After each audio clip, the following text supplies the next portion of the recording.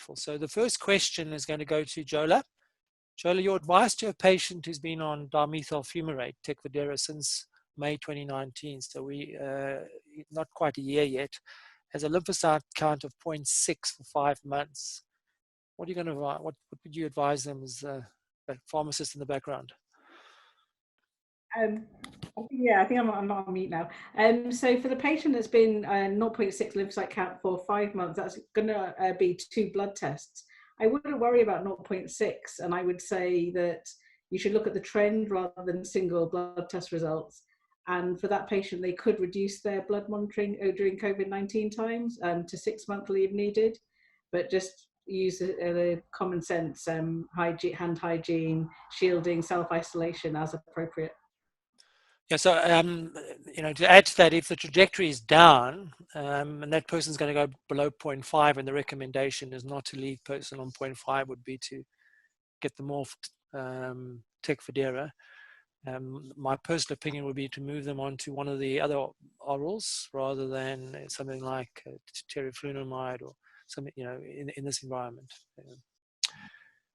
The next question I think I should take, should we undertake additional lymphocyte monitoring in patients who are on disease-modifying treatments and have been COVID positive, in other words, had it, given that a drop in lymphocytes is a feature of COVID infection post-discharge? I don't think so, because the lymphocyte drop is a transient thing related to the acute infection. And I just think in terms of resourcing the environment, there's no reason to check lymphocyte counts, provided those patients are well and getting better. Now, if they're not well and getting worse, then you may want to check that. That would be my advice. Megan, off mute, please. The next question is for you. If serology tests for SARS-CoV-2 were widely available, in other words, you could see who had been exposed to the virus, which groups of MS patients do you think should get tested first? Okay, I think it's a really interesting question. So obviously there's a few issues yet with antibody testing. One, we're not quite there yet. And we also need to think about the reliability of any test, whether immunity actually prevents reinfection, how likely the virus is to mutate like the flu virus does. But assuming all that is kind of resolved, I think if we are just thinking about patients on DMDs, I'd probably go for the DMDs that are trickier to manage at the moment. So the higher efficacy, things like Ocrelizumab and Clad, Lemtrada perhaps, look at those patients. But I'd really want to open it out. I think, the discussion we were just having about those people who are shielding, that's such a hard thing to do. And if you can give people the reassurance that actually they don't need to do that anymore, and let them get back to some sort of normality, that would be really important. And equally, other people who are just perhaps would normally go out to work but don't feel able to, I think being able to get out to work confers all sorts of benefits for people beyond the obvious. So I think those are the groups I prioritise. So we are going to have this issue of what we would call NHS approved testing by the NHS, and I suspect they'll have quite strict guidelines who gets the first access to those. But I also suspect there'll be a lot of private labs which are already running tests. George, can I ask you on Shift MS? You're on mute, George. Are any people with multiple sclerosis actually using these private labs to see if they've been exposed to the virus already that you've come across? I'm not aware of anyone in the UK who's had access, but I know of some people overseas who've gone to lengths to make sure they have tests. But yeah, I don't know if it's something that's an issue or been happening in the UK. Well, now there are private laboratories providing antibody tests. So I'm aware of that. The question is, I don't think we should advise people to use those labs, because one of the issues that's come out of the Oxford study, and I think this is an important message, is a lot of the antibody tests haven't been validated. There aren't any CE mark tests. Actually, the first CE mark test is coming from Roche Diagnostics via the European Medicine Agency right now, and that's been fast-tracked through. And that'll only be available for wide testing, we think, at a European level in May sometime, according to the timelines that were put out. So I would urge anybody listening to this is please, I would not recommend using any of the serology tests out there until they get properly CE marked, validated, and given a stamp of quality, because you're not going to be able to trust the results. Phil, has the MS Society put out any policy statements around antibody testing? You're on mute as well. I'm just wondering if we should. We haven't actually. Like similar to George, I haven't heard of anyone in the UK seeking one, and certainly not getting one. But it may be that. Yeah, I think maybe you should probably go in and think about putting out something, because we don't want people using unvalidated tests in private laboratories, because it might create more confusion, and if the test isn't sensitive and specific enough, the people may think they haven't been infected when they have, or other way around, they've been infected and they haven't, and they go out and get exposed. So. Yeah, that could be quite dangerous, couldn't it? Thank you. That's a really helpful idea. I mean, the government's got mud on their face. They spent how many £1 million buying these kits from China that don't work? It's a terrible embarrassment for I'm going to move around a little bit so we don't spend all the time on disease-modifying treatments. We'll jump backwards and forwards. So, Phil, I want to ask you a question there around shielding and self-isolation. What advice would be given to patients who are shielding, self-isolating, and if their children have to go back to school while they're still shielding? I'm off mute, aren't I? Yeah, okay.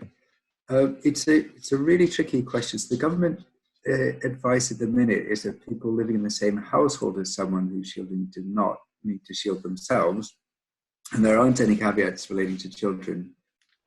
With that said, that comes with quite a lot of advice about minimizing contact within the home between the person who is shielding and other household members, which probably, I don't have kids, but doesn't seem very realistic to me regarding children.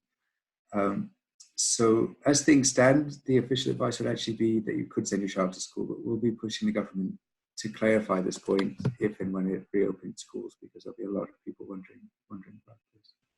I mean, this is one of the reasons why we should be taking the WHO advice seriously in terms of testing and case finding and then contact isolation, because at the moment that isn't in place. So we're sending people back out. There's almost certainly going to be cases, and we're not going to be able to get testing done quickly enough in the community to close those cases down. So this is, I mean, the government has to address this issue. They're going to let down the lockdown and allow, low risk groups out first, like the kids. We still need to use contact tracing, but let's hopefully the government puts a policy in place in the next few weeks before they start allowing us to reconnect. Yeah, I mean, it comes back to the point you're making about the exit strategy. Whatever exit strategy has a lot of new risk for people with MS one way or another, and we really want to be out in front of that. Okay. So Megan, I'm going to jump to you. A pregnancy question. Should we be postponing family planning decisions, and this is for people with MS, until after the pandemic is over? The simple answer is no, I don't think so, not necessarily. The evidence that we have so far is that women with a normal pregnancy don't fare any worse than anybody else in terms of their reaction with the virus. And obviously with regards to MS, it can confer some protection, certainly in the first sort of few months against relapse and things. I suppose there might be considerations about whether as individuals they want to get into the healthcare routine that goes along with being pregnant, and they're inevitably going to need some face-to-face appointments through that. But I think that will be a very personal decision and discussion. But no, I mean, given everything else is okay, then I think there's no reason why people can't go ahead and make those decisions now. I completely agree with you, because the tail of this epidemic or pandemic may be years, depending on whether a vaccine comes available. And family planning decisions can't be put off until 3 years down the line. So I think if people are planning to start families and extend families, they should probably go ahead and do it. George, has there been any discussion on Shift MS about family planning or pregnancies? I'm not sure I've seen the questions that are specific to the COVID pandemic, but I mean it's an uncertain time, and I think just that feeling of isolation that people are having right now, unable to speak to others and being fearful of going to hospital appointments, is a real concern. But I'm not aware of specific concerns around people who are wishing to get pregnant at this time. Actually, there's a question about that to you on the question and on coming through. is there advice you would give to help someone who is lonely and socially isolated? Yeah, I mean, I think for us, we just fully recognise that MS itself is not going to be an isolating condition, and then of course this time, through the pandemic, it's isolating for so many of us, and it's just compounding for people with MS. We believe it's more important than ever to stay connected, and although it's not possible to do it in the same ways face to face, and we encourage people to do what they can to stay connected remotely and digitally.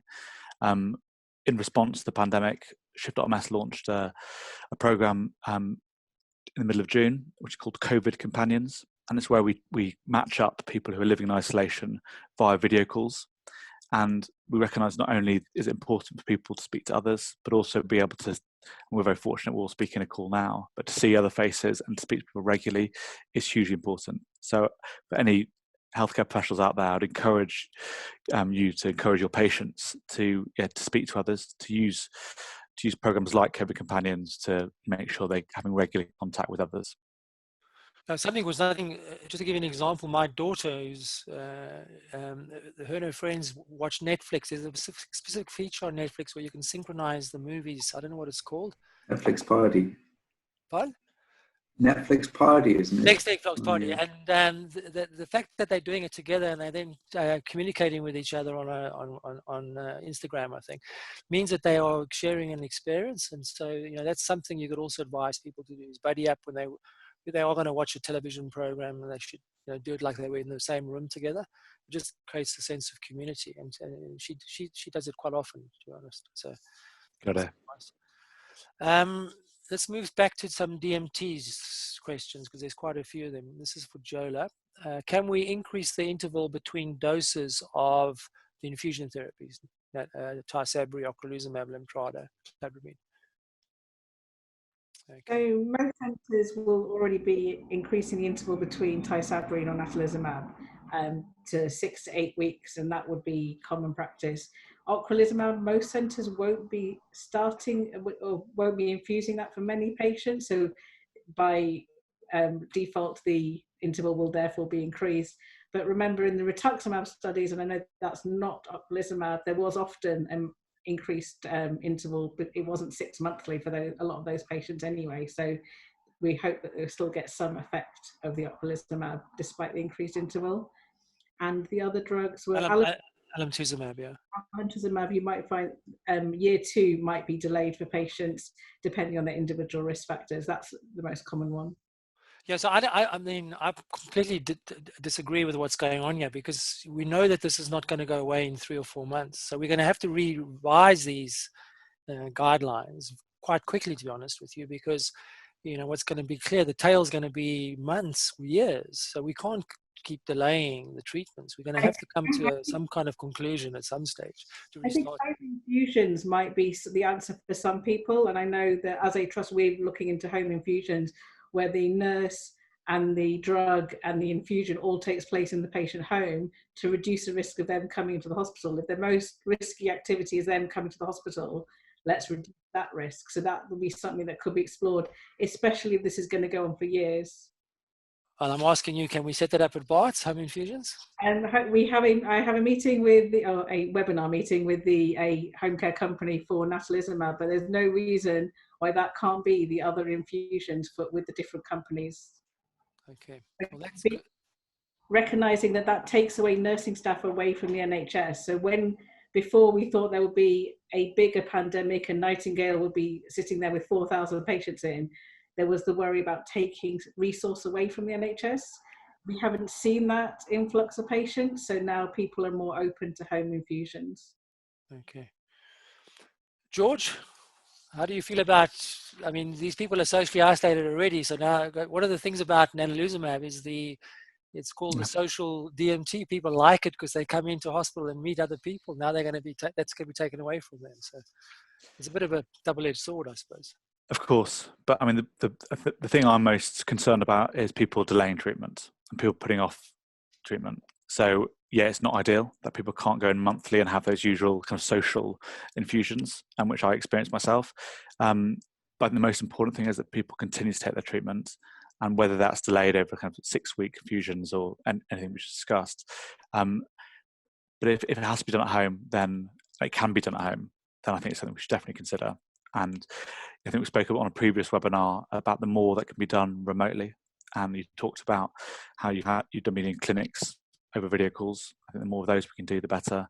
But yeah, home infusions, I think that's certainly something we should explore. Okay, good. I mean, one of the things we have done is we've actually moved our infusion unit out of the hospital into the dental hospital, which is cold. So we haven't got any. It's physically a separate building, in the hope that we're not going to have too much exposure to other people, the potential. And there's quite good social distancing in the dental schools. So that's another solution rather than home infusions, is trying to create an environment that is at least perceived to be clean compared to the general hospital. Yeah, similar things happened in Leeds actually. So the Nuffield Private Hospital has been taken over by infusions of treatments such as for MS. So keeping the distance between the main hospital. That leads us onto this question for Phil. Today I was told that certainly in the Oxford University Trust, there may be a change in advice on Ocrelizumab patients from strict social distancing to full isolation. Is this a true or a mixed message? I don't know if you would have information on that, Phil. Probably not. No, I'm not aware of the ABN changing its guidance on that, which currently doesn't advise shielding as in proactive self-isolation for several months for Ocrelizumab patients. I'm sorry if I'm behind the times there, but that would be news to me. So my personal opinion is that the person should check that, because it doesn't make any sense. It's against most guidelines. Just to say that Ocrelizumab, which is an anti-CD20, a B-cell depleter, leaves your T-cell immune response relatively intact. It only drops T-cell counts by about 10 to 15%. Innate immunity is intact. It's not one of those disease-modifying treatments that's considered to be very high risk. So I would be very surprised if that was true. I would suggest you check and make sure that it is true. I'd be surprised. It's completely against all the guidelines that have gone out around B-cell therapies. Megan, a question for you. I was wondering if, given the proven lack of efficacy, I don't know if it's proven, of the DMTs in older patients, people over the age of 55, and the major risk of death of COVID-19 in this particular age group, would you recommend discontinuing treatments in older patients? Thank you. I certainly don't think it should just be based on age. No. I think, as with everybody, you have to take into account the disease activity. I think any idea of sort of stopping treatment should always, because of COVID, should always be, weighed against what benefits they're getting from it and what are the risks of actually just stopping treatment for their MS. So that's really important. How active is their disease? Have they got any other additional comorbidities, etc.? I think there's I think something that's really important through all this, and I think it goes back to your point, Gavin, about how long this is going to go on for, is that we can't just look at the MS in isolation. The impact of this on the individuals is huge and goes way beyond just their MS. And I think as health professionals, when we're giving people and talking to them about their different options, whatever decision it is they're trying to make, we've got to think about the wider impact on them and their families even, for these things. So I think just saying that, no, you're 56, therefore you've got to come off treatment, doesn't work. You've got to look at that as an individual. I'd also like to make a point about the underlying assumption there that people are going to do worse on disease-modifying treatments. I think that assumption is based on no data. And there is evidence emerging in the RA field and also a little bit in the MS field that being on immunosuppressive therapies may protect you from severe COVID-19. We may find that people that are immunosuppressed actually do better, because what causes severe COVID-19 is an immune response that damages the lungs, and having that immune response dampen may be of benefit. So the assumption that DMTs are going to put you at higher risk of getting severe is wrong. We haven't got data yet, and hopefully in the next week or two we'll see the first data coming out of the registry studies. And I think we really need to wait for that, because I personally think we're going to be telling our patients the opposite in about 2 weeks' time. Actually, no, there is no signal that people with multiple sclerosis are doing worse because they're on immunosuppressive therapies, actually they may be doing better. And so I think we need to just step back and not assume because we don't have any information. Because that assumption is that you're going to do worse because they're on DMTs. I'm not sure that's correct right now. We just got to wait for the data to emerge. And Gavin, do you think that could lead to the advice not only changing but almost reversing? That people, almost encouragement for people to go on immunosuppressant treatment? Yes and no, because some of the immunosuppressive therapies require more healthcare contact, so there's a downside to it. But I do think for people on established treatments, we may have to change our guidelines. Yeah. But the important thing is it's then changing them in response to evidence, which is a much better position to be in than changing them in relation to opinions, which is what we have at the moment. So let's wait for this. Phil and I were on an earlier teleconference today, and the agreement was let's not change any guidelines until we get evidence. And when the evidence emerges, we'll change the guidelines in accordance with that. Phil, another question for you. I've been trying to get some of our patients on the at-risk register as they have complex needs, and this would allow them to have priority with online shopping and all those advantages of being on the high-risk register. I've tried the GPs and acute trust to find out how to register them as well as the government website. No luck. Can you give some advice? Can you help? Yeah, thanks, Gavin. If I might, I'll deal with a related question, which was about, the process in general for people self-registering for support. The government has actually finally changed its advice. For a long time, we were in this really frustrating situation where people would get a letter telling them to shield, but saying, if you need support, go and self-register at this website. And then the website asks you if you have a very specific, narrow set of problems. And so people were being told this could support them, and then subsequently being told that there was no support available. The government's now changed that. So if you go to self-register support, you can tick, I don't have any of these conditions, but my GP or hospital clinician has told me to shield anyway, and then get access. So I'm trying to repeat this everywhere because it's a really important change. It's belated, but it's much better late than never. And it does mean that anyone who's got a shielding letter can now register for, as the question illustrates, some really important support like food packages where necessary. On the specific point, I think broadly speaking, each trust has the power to register patients as what's called extremely vulnerable and therefore in need of support and shielding. Beyond that, the exact process for doing so seems to vary a lot between different areas. So I'm afraid I can't speak to this specific person. And there is some suggestion that the NHS is holding a central list and will be checking up on who trusts are nominated.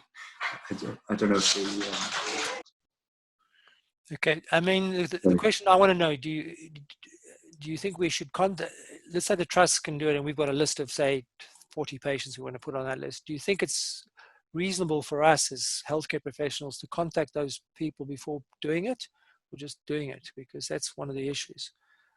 This is because of what they do. Obviously, it triggers some type of response from the government, and they may get quite a shock if they get something through the post or something like that. But patients can opt out. So even if you get a shielding letter, you say, I don't want to be shielded. So if you've only got 14 patients, it might be reasonable to contact them.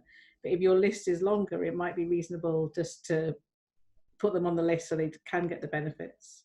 Yeah. Sorry, Phil. No, go on, Gavin, sorry. No, I was just saying when the first tranche of letters went out, we got an incredible number of queries around this. It was chaos for a while, So. Yeah, I mean, it has been chaos, and I think things are clear now. I absolutely echo Megan's point that shielding is not something to be taken lightly. Like it's a huge effect on people's lives, and you wouldn't do it. But where a clinician does feel strongly that a patient should be shielding and they're not already on the register, that a trust does have a power, as we understand, to register that person, and that person can now get the support that they're supposed to have in those situations. So it's an improving, although still not completely satisfactory situation.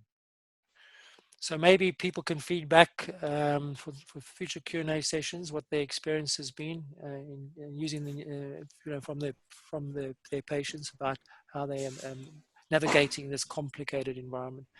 Jola, this is a question specifically for you about the role of the pharmacist in the MS team during the COVID-19. How can they add to quality of patient care during this time? So obviously most neuropharmacists will have a role in the trust anyways, so therefore, like everyone else, might get redeployed to the extra critical care capacity, take over where gaps are in the team. But the main role is the continued supply of medication through different avenues, whether that be home care, when there's remote clinics, how you can get prescriptions out to a patient, whether that's couriering medication, posting prescriptions, or alternative approaches. But there's a team approach to ensuring the patients are getting their medication, are safe and monitored adequately. So it might be reducing monitoring requirements, it might be just giving advice to patients, and also just part of the wider team ensuring that themselves and everyone else is okay mentally and physically. So it's just touching base with everyone and checking up on everyone and how everyone's tackling the change in working. So even though our neuro day case is still open, they're in a different environment, which means they're a lot more isolated than they used to be from the rest of the hospital. So that it's like they're in their own bubble, but just checking up on everyone and checking everyone's okay. But again, just making sure everything's done safe and adequately. And there was talk about giving medication by different routes, say subcut instead of IV, but just checking that it's all done safely with governance, and so we're not putting patients at undue risk. So big role, big change in roles. Yeah, like everyone's role is changing and it's adapting to that change, but also working across the network. So we've got colleagues that have been redeployed completely to critical care. So behind the scenes, we're helping each other out across the country with queries and answers, so that not everyone's feeling, oh, we've lost the resource, we're all just sharing the knowledge, which is things like this webinar really help do that. Okay, so George, there's a question for you. It's a very general question. It's about, I'm going to rephrase it slightly, about the social stigma associated with multiple sclerosis. And, obviously in this current crisis, how should we be dealing with that and or trying to reduce the stigma? Well, I mean, I find, and I'm sure many people living out there with long-term health conditions, it's very irritating that every time you watch the news, you're told how many people have died, and then you're reassured that these people were either elderly or with underlying health conditions. So that's hard to hear constantly. But yes, it's tough. I think it's important that people kind of really do their best to manage their anxiety. I think right now anxiety levels for some are kind of off the charts, and it's so important that people look after their mental health. They use tools such as Headspace, and there's many out there, but they really focus on looking after their mind. But yeah, it's a problem where people will kind of put in this bracket of being just more vulnerable. And as we've been hearing in this session, that's not always the case. So yeah, I think people should be encouraged to really look after their mental health. And from healthcare professionals, I mean, Gavin, you mentioned it earlier, but I think any appointments that nurses or the healthcare professionals have with their patients, they should be asking about their mental health. They should be asking about how isolated they feel, and really making sure that patients pay good attention to just giving themselves the support and the best chance to be living as healthy a lifestyle as they can. Yeah.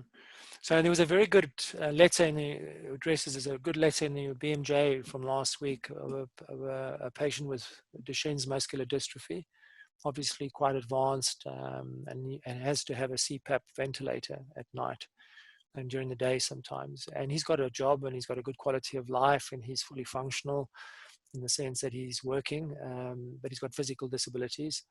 He was really, really worried about the criteria for resuscitation and ventilation. And he wrote a beautiful, and it addresses the issues a lot of people with MS have.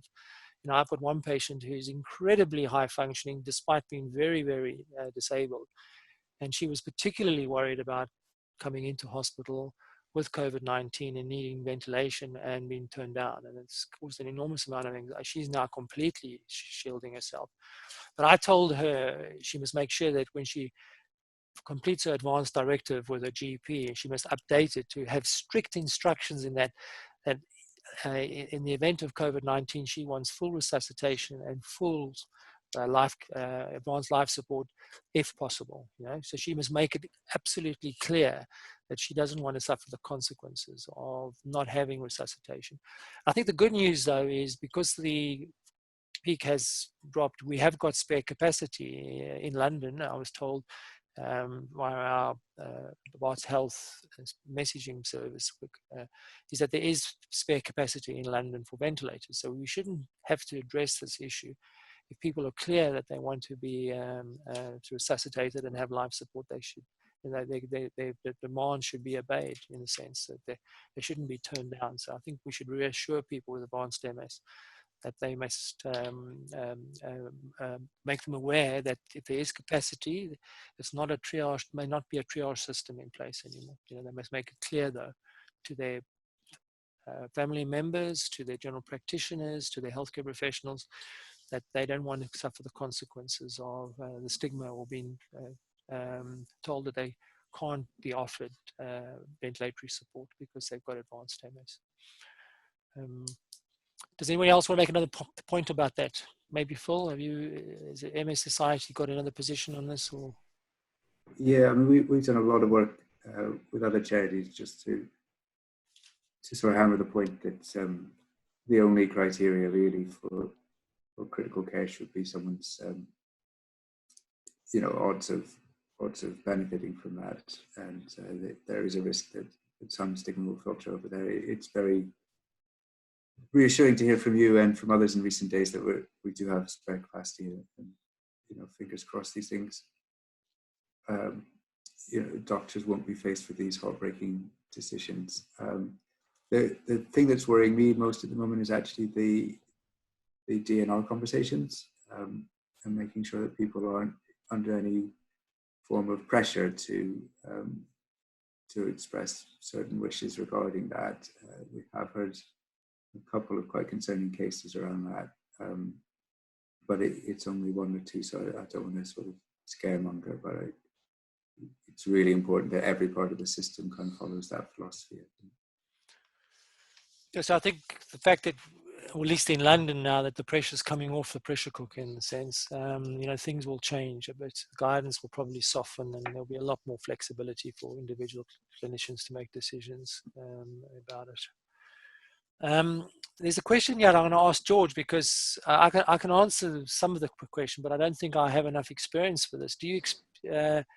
Have there been any people on MS who are on immunosuppressive therapies who've come across on the Shift MS platform with atypical presentations of COVID-19? Yeah, what we've heard is that the typical situation is that the symptoms we hear about COVID-19 symptoms, such as the prolonged cough, the high temperature, that's still very much the case. But it's kind of your MS symptoms, which sometimes come back at times of flu or being unwell generally, that are heightened at this time as well. So what we don't want to create is the people with MS thinking they've got COVID-19 and then rushing into hospital. I think the thing which people need to do is just if they are concerned, to call 111 or to access it online, and just ensure that they do firstly fit the criteria for having this condition. But no, what we've seen mostly is that people have typical symptoms and heightened MS symptoms as well. Yeah, I think this is a moving field because when you look at I'll say it's a very difficult issue, this, because in the Chinese experience, and it's now been played out also in the European experience, is gastroenteritis, diarrhea, is a manifestation early on in about 5% of patients. It varies from 3.4 to about 10% in the series. So you can have a gastrointestinal presentation, which is a problem because most people are not expecting that as a first manifestation. So that's one atypical. I haven't seen any cases like that, but it's reported.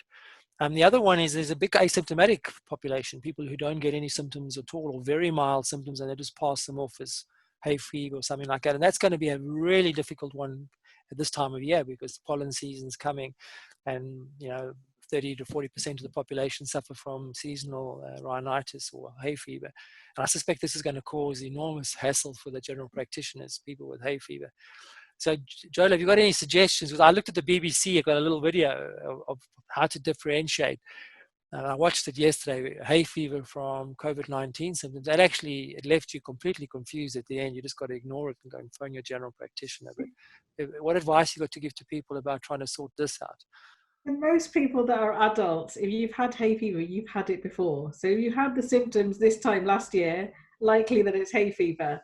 If it's brand new and you haven't moved and there's not been a brand new tree put in front of where you live and there's new pollen, then and you've got a temperature, you've got the chronic cough, then it's more likely to be the COVID-19. It's using your common sense. It's not worrying at every sneeze, every cough, every runny nose that it's COVID, and using your common sense. But a temperature would not be common in hay fever at all. So that would be the thing. So ensure the thermometer, which I know to start at the beginning of COVID-19, thermometers everywhere are sold out, but actually right now you can go and get thermometers, and checking your temperature might be a useful way of differentiating.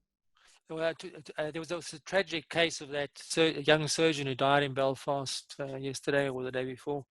I mean, he was managing himself at home with COVID-19 and died. And I suspect we just got to be careful. If people are getting COVID-19 and they are worried about getting worse, they mustn't just stay at home. They must phone general practitioner, go to A&E. If you're in doubt, don't just stay at home. And if you are isolating alone, making sure you let someone know so that you're not suffering in silence and that no one's aware. So if people are living alone, making sure you touch base with someone every day so someone is aware of your symptoms, because that's also a worry. Is there a known correlation between autoimmune dysfunction, like MS, and dysfunction or exacerbation of the immune response, specifically against COVID-19? No. Again, we don't know if people with MS are more susceptible. Based on the Italian data, which seems to be the best, I've seen it unofficially. It's be coming out in publication in the next week, we think. It doesn't look like people with MS are more susceptible to COVID-19. In other words, the incidence rate in the MS population is kind of what's in the general population. That's what I'm saying. Is anyone collecting all symptom advice for all of the MS patients? So, in Imperial and Guy's have got the app that you can put in your symptoms, but it doesn't ask you your comorbidities. So is anyone collecting that data? Oh, okay. I don't know, to be honest with you.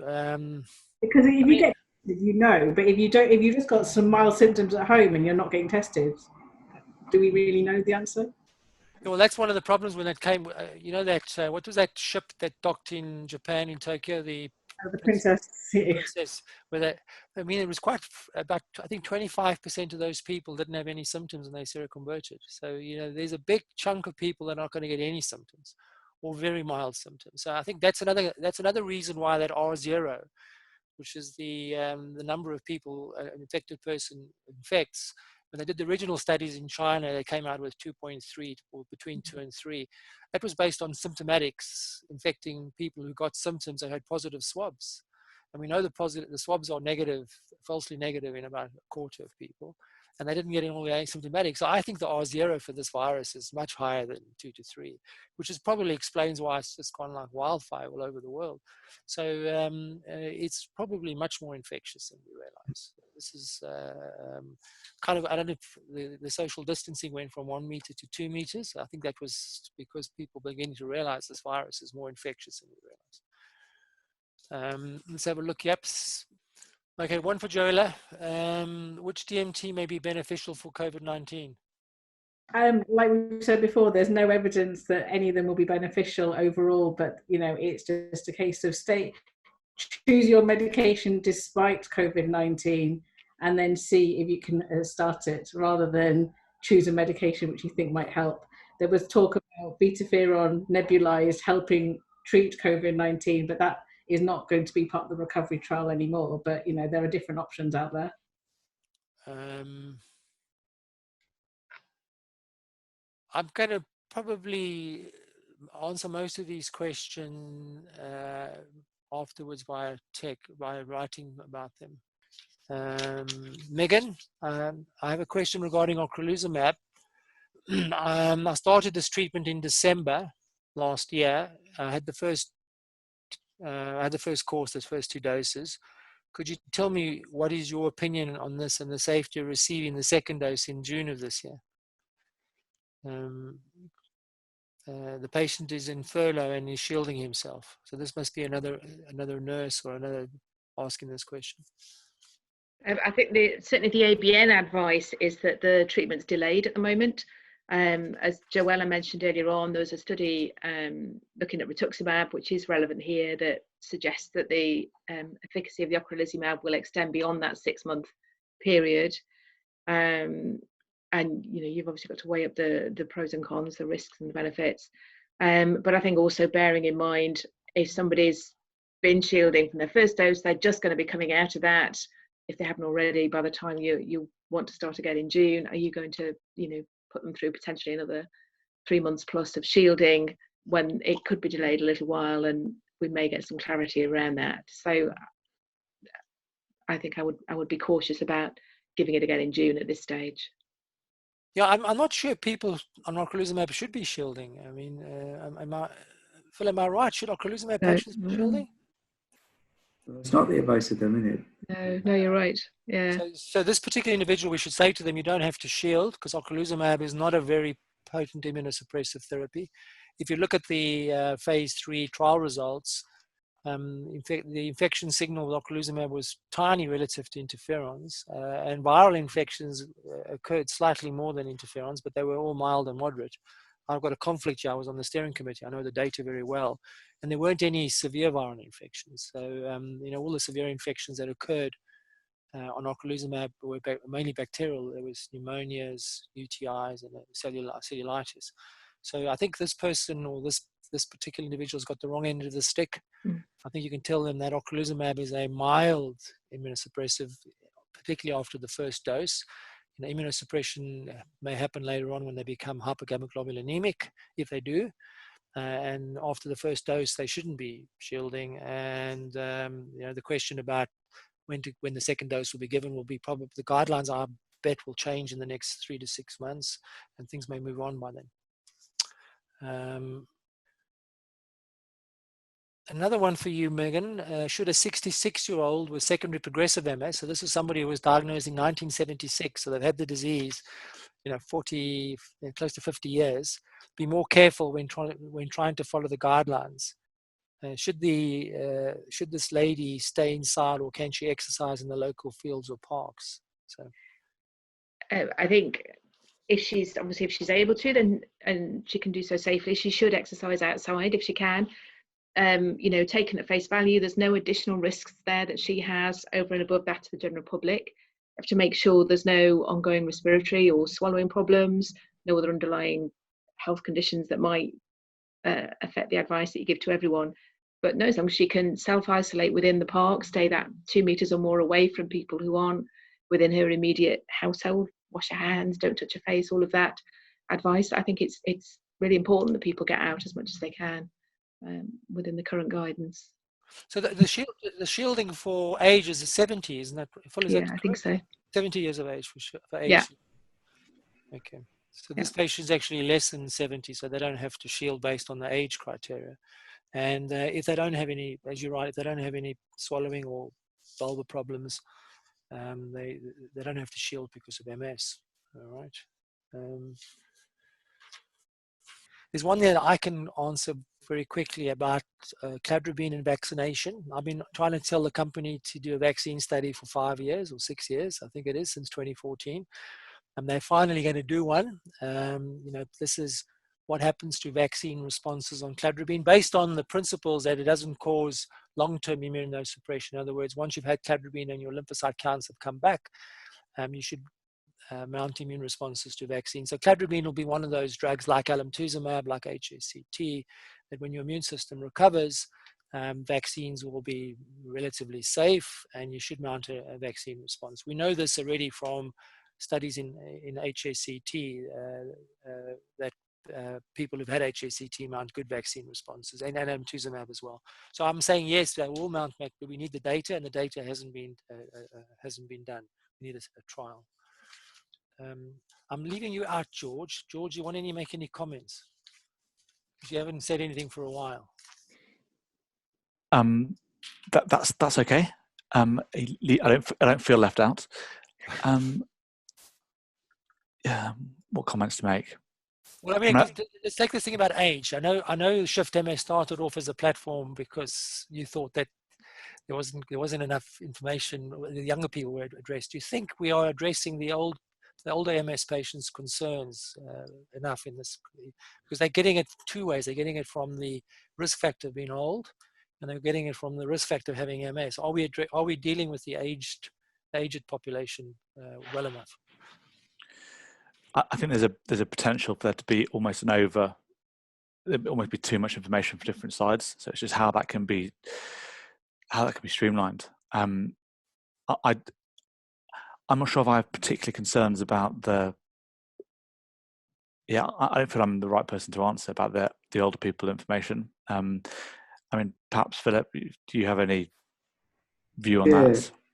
Well, it's a good opportunity to clarify that being over 70 in itself is not one of the sort of overall reasons to ask someone to shield. It is a risk factor, absolutely, and what we spent a bit of time on, and we put this on the MS Society website, is sort of different risk factors that might work together. So if you have MS but you also have a respiratory condition, for example, then that's a different kettle of fish potentially. So I think, as with pretty much everything with MS, it varies so much from person to person. It's quite hard to give kind of blanket statements. But what we've tried to do is set out what the government have said the risk factors are, on the theory that people may have MS plus another risk factor, and that might change their calculations.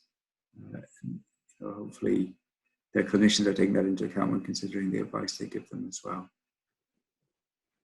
So, George, this is an important question about information overload. What are you recommending? Well, as an individual with MS, and you're getting all this information just like an avalanche, what advice would you give to people or to healthcare professionals to give to their patients about how to deal with this information overload?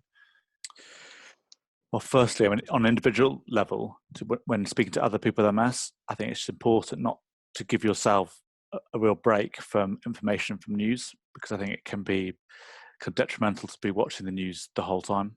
So that'd be kind of an overriding comment. I think we need to be really clear with what advice is based on evidence and what advice is the latest opinion, because things are evolving rapidly.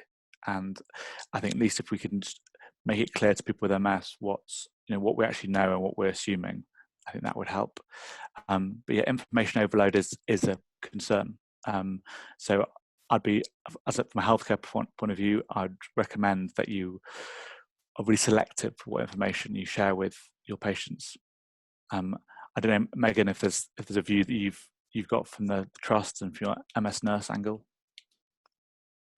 Yeah, no, I completely agree with that. I think, for certainly the nurses and probably a lot of other healthcare professionals as well, there's a lot of overload for them as well. I think things are changing all the time. Like Phil, we're trying to make sense of it, keep up to date with it, and have pages on the website that are there obviously for people with MS that tries to set it out clearly and exactly what people need, so that you've got those and like yourselves, Shift MS, those credible sources of information that you can go to, and link then to the other sites where that's relevant. And we're actually just putting a page together that should be published next week for health professionals as well, to dip in, that'll give them lots of sort of advice about the different sources of credible information, reliable information that are out there. But I think just in terms of sort of generally managing it, I think you're dead right not to watch the news all the time, managing social media, and really, yeah, just being really careful and managing it yourself in terms of how you take in all that information that's out there. So one of the things I did, because I've been thinking about what the exit strategy is, and because the exit strategy is, by the looking of things, is extending the tail and allowing a herd immunity to build up while we wait for a vaccine for vulnerable people. I think that's, to me, what the government's exit strategy is. They haven't said it, but it's probably the pragmatic one, because the vaccine's not going to be around tomorrow. It's going to be in probably, if it is in 18. So we're going to have to allow the economy to get back. And so one of the things, I did a blog post, and it's got quite a lot of comments on it about preparing, because we know now what COVID-19 is how do we prepare ourselves in case we get COVID-19? And I think this is something I would encourage the MS Society and MS Trust maybe to get together with Shift MS to put something out there that actually motivates people, not in a negative way, but we have to prepare to get this infection. So we also vaccine trial. I don't know if people understand this, but vaccine trials require people to get this infection to show the vaccine works, because we're not going to get a vaccine unless we test it. And to test it, you have to have infections happening. And so I think the message we should be getting out is, yes, this is not going to go away. It's going to be here for months, possibly years. And during that time, a significant number of people with MS are going to get infected with this virus. So what can you do to limit the chances of getting severe COVID-19? So Megan, do you want to give the MS nurses online all that advice about how they're going to prepare their patients for getting COVID-19? I think it's, the first thing is to just keep as well as you can yourself, eat healthily, exercise, get outside if you can. Sunshine is already healthy and helps boost the immune system. Anything you can do to strengthen your respiratory system is really good. There's lots of exercises online. There's lots of stuff on the MS Trust website, I'm sure on the other sites as well, where you can go and look at different exercises for different parts of the body, even though you've got MS, that people can do that will really help to strengthen them. And I think just starting to make some psychological preparations as well, perhaps get your affairs in order a little bit, start to have those conversations with loved ones and family, and everything, simple things from just knowing where all the different passwords are kept if you suddenly take mail, to access to bills and making sure they're being paid and things. So it's those practical considerations, I think, that have to be thought about, as well as making sure that you're as strong and healthy as you can be. Yeah, so one of the things I've put on my list of things to do is to make sure you've got a spare or at least a charger, maybe a battery pack for your phone, because when you go into hospital with COVID-19, you're not allowed to have visitors. So your lifeline is your phone or your communication channel. So, and prepare a list of things you're going to take into hospital, because if you get really ill, you're not going to have time to prepare for those kind of things. So those are the types of practical things people can do. Agni's got a question that I've been seeing here that is probably relevant to this discussion right now. Should we be running a healthy lifestyle challenge in the UK, in Britain, to occupy people who've got MS at home in a positive way and to enhance their self-management and care? Yeah, yes, is I think the short answer.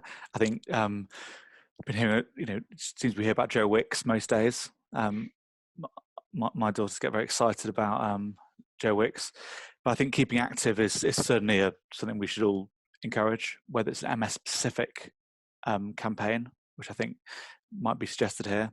I think that'd be certainly a positive thing to do. But the general message is that people with MS right now more than ever should keep healthy. They should keep active physically. They should eat well. They should take care of, be very aware of how much they're drinking. And as we all know, there's never been a better time to stop smoking. So I think that all that advice is more important now than ever before. But should there be a campaign for people with MS? Yeah, perhaps if you could drum those messages home even more, then great. Well, I think maybe she's got an idea. So the challenge to the listeners on the on the question and answer webinar today is, if you've got any ideas, send them in, and we can see if we can kickstart something. Definitely. Sometimes these things just go viral, and they make a big difference.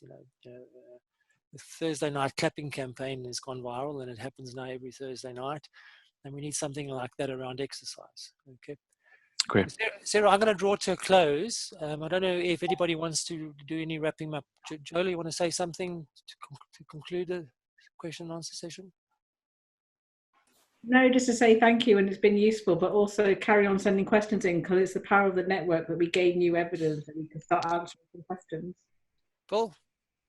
Yeah, just to say thanks to everybody. You know, the questions, I hope our answers are helpful, but just to hear what's on people's minds and what the issues people are encountering is incredibly helpful for I think all of us, and it's great to take away some concrete ideas on what more we can do.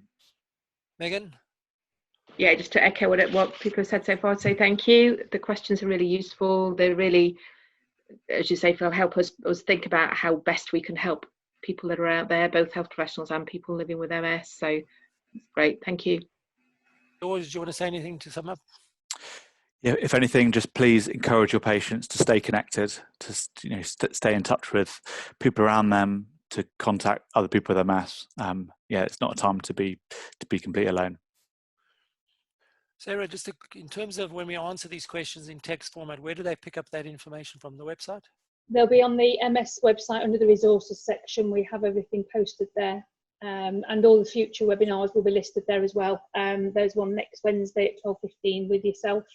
So if they want to join, please keep an eye on the webinars, and also post anything that you want to see. If there's any sessions that we haven't done yet, then please do let us know, as we are putting these sessions on obviously for you. So if there's something you want to see, let us know and we'll get that sorted. But thank you ever so much, everybody. Thank you. And Thanks. a recording of Take it care, will be available once it's been edited online. So please do share as well. Thank you all for joining us, and we'll see you in a week's time.